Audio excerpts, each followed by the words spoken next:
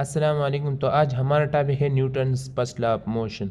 जब भी लॉ आ जाए तो लॉ में सबसे ज़्यादा इंपॉर्टेंट चीज़ जो होती है वो लॉ का स्टेटमेंट होती है। According to Newton first law of motion, an object remain at rest or an uniform motion and straight line unless an external force applied on it. इस लॉ के मुताबिक कि जब भी एक एक्सटर्नल फोर्स एक बॉडी पर अप्लाई नहीं होती उस तक ये बॉडी जो है या तो रेस्ट में होगी या ये बॉडी यूनिफॉर्म मोशन करेगी, मींस यूनिफॉर्म वेलोसिटी के साथ जाएगी। तो ये Newton first law of motion का स्टेटमेंट है सिंपली। अगर मैथमेटिकली फॉर्म हम लिखे तो एक्सटर्नल फोर्स एफ नेट जिसको हम कहते हैं ये ज़ीरो है। जब एक्सटर्नल फोर्स ज़ीरो है तो इसका मतलब है कि एक्सेलरेशन भी ज़ीरो है। एक्सेलरेशन क्यों ज़ीरो है? एक्सेलरेशन इसलिए ज़ीरो है क्योंकि ये बॉडी जो है या तो रेस्ट में होगी। अगर रेस्ट में होगी, लेट सपोज एक्सेलरेशन हमारे पास change in velocity divide by change in time का बराबर है, ठीक है। अगर ये बॉडी रेस्ट में होगी तो चेंज इन वेलोसिटी ज़ीरो होगी या इसका टोटल वेलोसिटी भी ज़ीरो होगी divide by del T time, तो एक्सेलरेशन ज़ीरो होगी। या अगर हम दूसरा कंडीशन अप्लाई करें कि ये बॉडी जो है uniform motion means uniform velocity के साथ जाता है तो फिर भी चेंज इन वेलोसिटी ज़ीरो होगी क्योंकि इस बॉडी का इनिशियल और फाइनल वेलोसिटी जो है ये बराबर होगी। और जब ये बराबर होगी तो इन दोनों की जो डिफरेंस है वो ज़ीरो होगी। जब चेंज इन वेलोसिटी ज़ीरो है divide by change in time तब भी एक्सेलरेशन ज़ीरो होगी, ठीक है। अब ये दोनों जब ज़ीरो होगी तो एक्सेलरेशन भी ज़ीरो होगी। तो इसका मतलब ये है कि इस बॉडी का वेलोसिटी जो है या तो ये रेस्ट में है क्योंकि इसका वेलोसिटी ज़ीरो है, या ये बॉडी जो है ये कॉन्स्टेंटली मोशन करता है, मींस यूनिफॉर्म वेलोसिटी के साथ मोशन करता है, इसलिए इसका एक्सेलरेशन ज़ीरो है, ठीक है। तो ये हुई Newton's first law of motion. अब लेट सपोज एक बॉडी है वो Newton first law of motion को फॉलो करती है। तो अब मैं उन तमाम क्वांटिटीज़ का बताता हूँ कि अगर एक body Newton first law of motion को फॉलो करता है तो वो क्वांटिटी ज़ीरो होगी या कांस्टेंट होगी, ठीक है।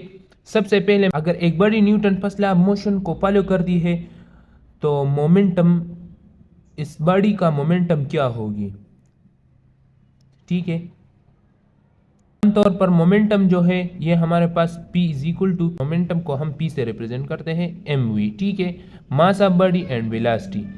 अगर यहाँ मैंने दो कंडीशंस आपको बताए, अगर ये कंडीशन फॉलो करता है कि वेलोसिटी ज़ीरो है तो जब बॉडी का वेलोसिटी ज़ीरो है तो यहाँ ज़ीरो पुट करें m इंटू ज़ीरो, तो इस बॉडी का मोमेंटम जो है वो ज़ीरो होगी, मीन्स ये बॉडी जो है रेस्ट में है। अब अगर ये दूसरी कंडीशन को फॉलो करते हैं मींस कि वेलोसिटी कांस्टेंट है। अगर वेलोसिटी कांस्टेंट है तो यहाँ कांस्टेंट वेलोसिटी को पुट करें, जब ये कांस्टेंट होगी तो ऑलरेडी ये मोमेंटम जो है ये कांस्टेंट होगी, ठीक है। अब दूसरा है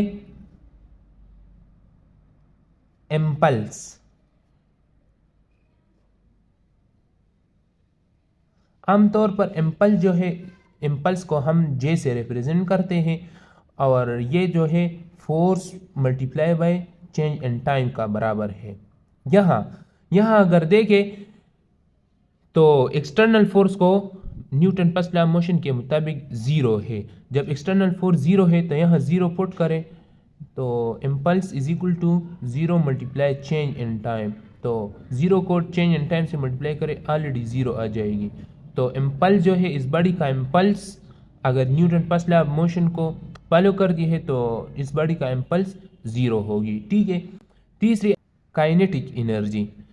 आमतौर पर काइनेटिक एनर्जी जो है, काइनेटिक एनर्जी बराबर है हाफ mv स्क्वायर की, ठीक है। मास ऑफ बॉडी है और ये वेलोसिटी है। मास ऑफ बॉडी तो हमेशा कांस्टेंट होती है, ठीक है।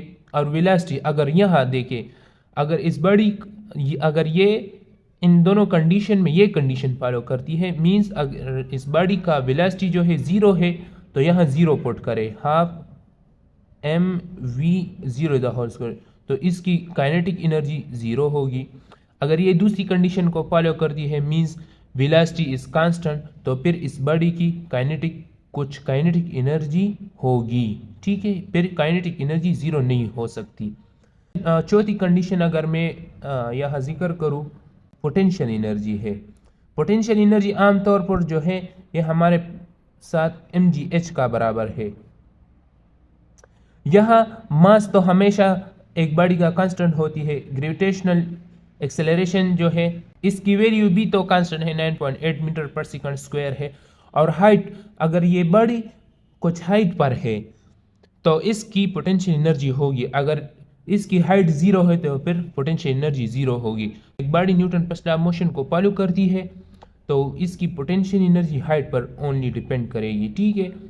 अगर इसकी कोई हाइट होगी तो पोटेंशियल एनर्जी होगी, अगर हाइट नहीं है तो पोटेंशियल एनर्जी नहीं होगी, ठीक है। इसका वेलोसिटी और एक्सेलरेशन और फोर्स के साथ कोई ताल्लुक नहीं।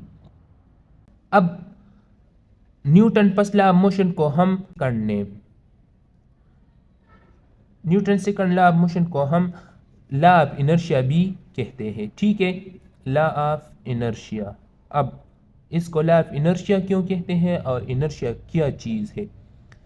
तो इनर्शिया, सबसे पहले इनर्शिया क्या है? तो इनर्शिया है the resistance showed by a body to change its state of motion. Its state of motion or position, ठीक है। लेट्स सपोज एक बॉडी है, ये ग्राउंड है और इस पर एक बॉडी पड़ी हुई है। लेट्स सपोज अगर हम इस बॉडी पर कुछ फोर्स लगाते हैं, ठीक है, तो ये बॉडी सबसे पहले मुज़ाहिमत शो करेगी, रेजिस्टेंस शो करेगी।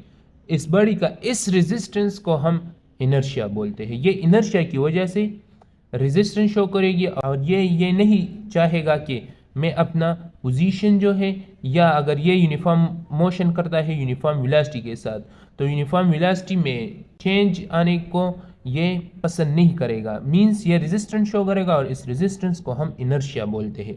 अब Newton first law of motion में हमने स्टेटमेंट में कहा कि जब तक एक्सटर्नल फोर्स अप्लाई नहीं होगी तो ये बॉडी जो है ये यूनिफॉर्म मोशन करेगा या रेस्ट में होगा। तो यूनिफॉर्म मोशन या रेस्ट में होना ये इनर्शिया की तरफ इशारा करती है। यहाँ इनर्शिया में भी हमने ये बात कही कि ये बॉडी रेजिस्टेंस शो करेगी, ये अपने स्टेट ऑफ मोशन को या अपने पोजीशन को चेंज करे। इसलिए हम Newton first law of motion को लॉ ऑफ इनर्शिया भी कहते हैं, क्योंकि Newton first law of motion का जो स्टेटमेंट है ये हमें इनर्शिया की तरफ इशारा देती है, बल्कि ये इनर्शिया की एक डिफिनीशन है, इसलिए हम इसको इनर्शिया, लॉ ऑफ इनर्शिया भी कहते हैं, ठीक है। अब इनर्शिया की जो है इसकी 3 टाइप्स हैं, ठीक है। सबसे पहले है इनर्शिया ऑफ रेस्ट, दूसरी है इनर्शिया ऑफ मोशन, तीसरी है इनर्शिया ऑफ डायरेक्शन। ये इजी है, ठीक है। अब इनर्शिया ऑफ रेस्ट क्या है? इनर्शिया ऑफ रेस्ट ये है कि एक बॉडी है और ये रेस्ट में है, जब हम इस पर कोई एक्सटर्नल फोर्स लगाते हैं तो ये रेजिस्टेंस शो करेगा, उस रेजिस्टेंस को हम इनर्शिया ऑफ रेस्ट बोलेंगे, ठीक है। अब अगर ये बॉडी यूनिफॉर्म वेलोसिटी के साथ मोशन करता है, ठीक है, तो इसकी यूनिफॉर्म वेलोसिटी की जो स्टेट है या यूनिफॉर्म वेलोसिटी को चेंज करने में हम जो फोर्स लगाएंगे और ये बॉडी अपोजिट डायरेक्शन में रेजिस्टेंस शो करेगा, तो इस रेजिस्टेंस को हम इनर्शिया ऑफ मोशन कहेंगे, ठीक है। Inertia of direction, inertia of direction ये है कि लेट्स सपोज एक बॉडी है, वो एक खास डायरेक्शन में मोशन करता है। अब इस बॉडी पर हम फोर्स लगाकर इसका डायरेक्शन चेंज करते हैं। जब ये अपना डायरेक्शन चेंज करता है तो चेंज करने से पहले हमें कोई रेजिस्टेंस देगा। जब ये कोई रेजिस्टेंस देता है तो उस रेजिस्टेंस को हम इनर्शिया ऑफ डायरेक्शन कहते हैं, ठीक है। तो ये हुई इनर्शिया के टाइप्स। अब Newton first law of motion की एग्जांपल्स क्या है? Examples, Newton first law of motion की एग्जांपल्स जो है ये तो आसान है। पहला है कि a chair placed on a floor, एक फर्श पर एक कुर्सी पड़ी हुई है, ठीक है। तो ये कुर्सी उस वक्त तक मोशन नहीं करेगा जब तक इस कुर्सी पर कोई एक्सटर्नल फोर्स अप्लाई नहीं होगा, ठीक है। दूसरा अगर एग्जांपल हम देखें तो पैराट्रूपर जो है, पैराट्रूपर पैराशूट पर जब आता है तो ये यूनिफॉर्म मोशन, यूनिफॉर्म वेलोसिटी के साथ आता है, ठीक है। तो इसकी वेलोसिटी उस वक्त तक चेंज नहीं होगी जब तक इस पर हम कोई एक्सटर्नल फोर्स नहीं लगाते। इस तरह कई दूसरे एग्जांपल्स है। तो ये हुई Newton third law of motion. Thanks वस्सलाम।